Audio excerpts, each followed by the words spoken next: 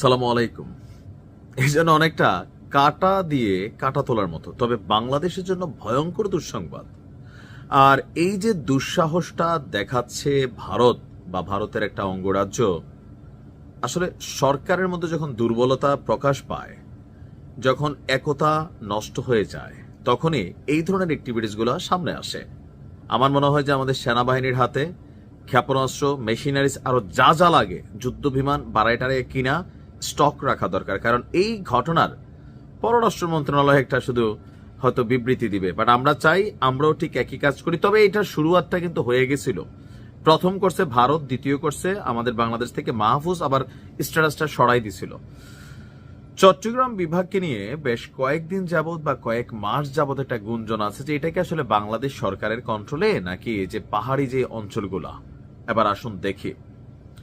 Greater Chittagong বিভাগকে অন্তর্ভুক্ত করে গ্রেটার ত্রিপুরা ল্যান্ড, মানে গ্রেটার বিশদ বড়সড় ত্রিপুরা ল্যান্ডের মানচিত্র প্রকাশ করেছে ত্রিপুরার রাজা প্রদ্যুৎ বিক্রম মাণিক্য দেববর্ম।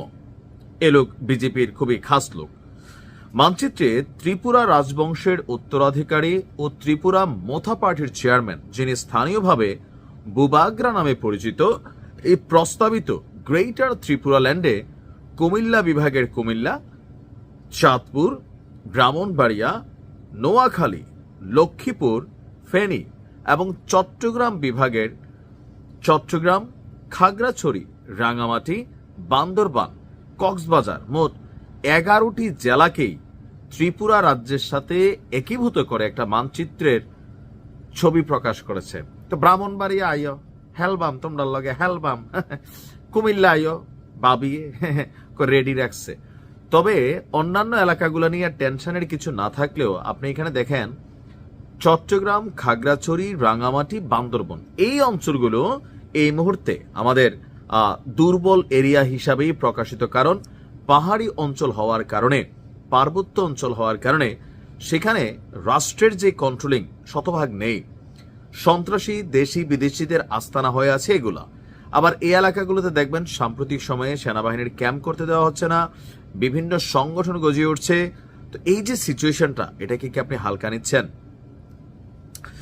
গতকালকে নিজের ফেসবুক প্রোফাইলে এক পোস্টে এই ত্রিপুরার রাজা দাবি করছেন দিল্লি বিস্ফোরণের ঘটনায় যা ঘটেছে তা দেখে এটা স্পষ্ট হয়ে উঠেছে যে আইএসআই ভারতের হতাশাগ্রস্ত তরুণদের মধ্যে ক্ষোভকে সন্ত্রাসবাদের দিকে প্ররোচিত করবে এবং ভারতকে লক্ষ্যবস্তু করার জন্য প্রশিক্ষণ দেবে, অর্থাৎ পাকিস্তানিদের কথা বলছে।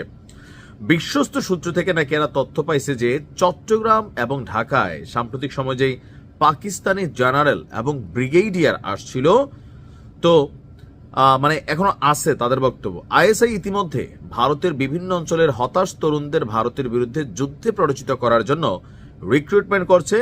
রাজনীতিকে জাতীয় স্বার্থের বাইরে রাখা উচিত, সকলকে নিশ্চিত করতে হবে আমাদের তরুণদের চাকরি বাকরি বকর চক্কর বলছে। গেল কয়েক মাস যাবৎ এই প্রদ্যুৎ বিক্রম মাণিক্য দেববর্মা সে কিন্তু হুট করে যে এরকম একটা মানচিত্র প্রকাশ করছে তাও না। গেল কয়েক মাস যাবৎ সে কিন্তু বাংলাদেশের গণমাধ্যমে, ভারতীয় গণমাধ্যম, রাজনৈতিক মঞ্চ এবং সামাজিক যোগাযোগ মাধ্যমে প্রকাশ্যেই বাংলাদেশের চট্টগ্রাম এবং পার্বত্য চট্টগ্রামকে নিয়ে গ্রেটার ত্রিপুরা ল্যান্ড গঠনের দাবি করে আসছে। তার আরও দাবি, পার্বত্য চট্টগ্রামের উপজাতীয় যে জনগোষ্ঠী আছে, সাংস্কৃতিকভাবে, নৃতাত্ত্বিকভাবে তার সঙ্গে নাকি অনেক বেশি কাছের এবং তাদের সাথে নিয়মিত যোগাযোগ করে। তার বক্তব্য, পার্বত্য চট্টগ্রামের পাহাড়িরা তাকে পার্বত্য চট্টগ্রাম দখল করে গ্রেটার ত্রিপুরা ল্যান্ড প্রতিষ্ঠার জন্য অনুরোধ করছে। আপনি হালকা নিতে পারেন না এই কথাগুলো। আমি কিন্তু এগুলো খুব সিরিয়াস নিচ্ছি। সরকার বলবে হা হা হা না ভাই, টুডে টুমোরো ঘটনা কিন্তু ঘটার চান্স আছে। ভারতীয় গণমাধ্যমকে দেওয়া সাক্ষাৎকারে সে আরো দাবি করছে চট্টগ্রাম বন্দর ছাড়া উত্তর পূর্ব অচল, তাই ভারত সরকারের কাছে অনুমতি দিলে 2 মিনিটের মধ্যে সে নাকি চট্টগ্রাম বন্দর দখল করে গ্রেটার ত্রিপুরা ল্যান্ড প্রতিষ্ঠা করতে সক্ষম হবে। আমরা যখন দেখছি, গেল কয়েকদিন আগে একটা নোট ছিল বা নিউজটা ছিল, আমি করছিলাম কিনা খেয়াল নাই, যে সীমান্তে ভারত এবং মিয়ানমার তারা সেনা জড়ো করতেছে, আর সীমান্তের বিভিন্ন অঞ্চলে বা দুর্গম অঞ্চলগুলো থেকে আমরা আমাদের সেনাবাহিনী প্রত্যাহার করছি। তখনই কিন্তু এই আলোচনাটা ছিল। তো এখন সেনাবাহিনী প্রত্যাহার হয়ে গেলে তো অঞ্চল দুর্বল হয়েছে, দূরের মানুষটা পট করে ঢুকে দেবে, টুস করে ঢুকে কুস করে দিবে। এটার কঠোর জবাব দেওয়া উচিত।